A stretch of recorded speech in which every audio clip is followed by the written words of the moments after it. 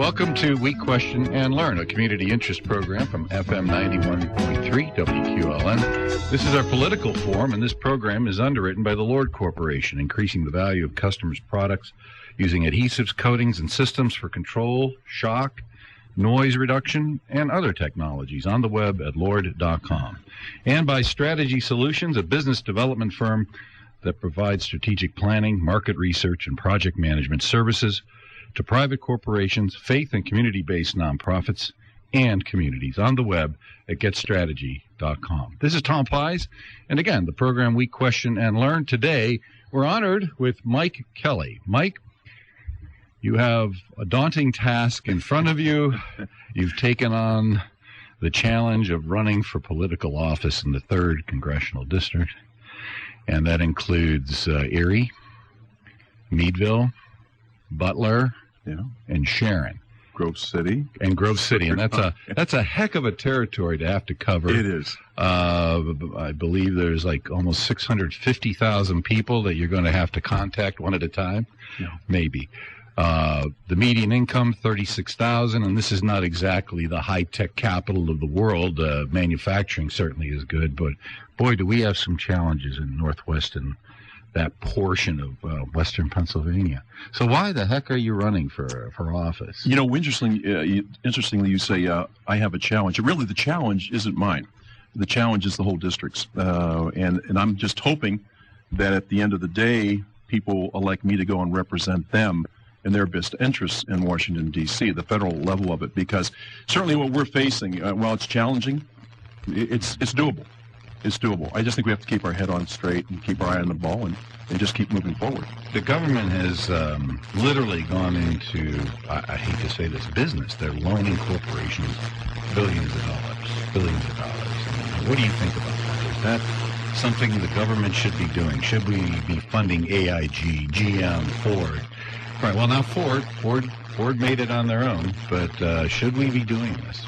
Well, no, first of all, the government should not be in any business. One thing we've learned from experience is that if you want to do it the right way or efficiently, it has to be done at the private sector. It can't be done at the public sector. It's absolutely a disaster. And all the monies that we're talking about that supposedly came from the government did not come from the government. They came from the folks who pay the taxes. And all the government did was take your money, my money, everybody else's money, and chose to put it where they thought it was best. So I don't want to subscribe to that type of a philosophy. It doesn't work in my business. It doesn't work in my private life. It certainly doesn't work in my church or any of my schools. So I think we've kind of lost our way here, and we keep looking for Big Brother to take care of us, and we find out that Big Brother has to shake down Little Brother to get the money. So you better become very much aware of where this money comes from. So, no, I think that it's a huge mistake. And we're following a path that absolutely would lead to disaster. It's a model that's never worked anywhere, at any time, in any place in the world or any time in history. So we have to start waking up and understanding where we're going. So you're espousing we are spending too much money. Are we going to tax people for this eventually, do you think? Well, where else would it come from? Yeah, but we print it.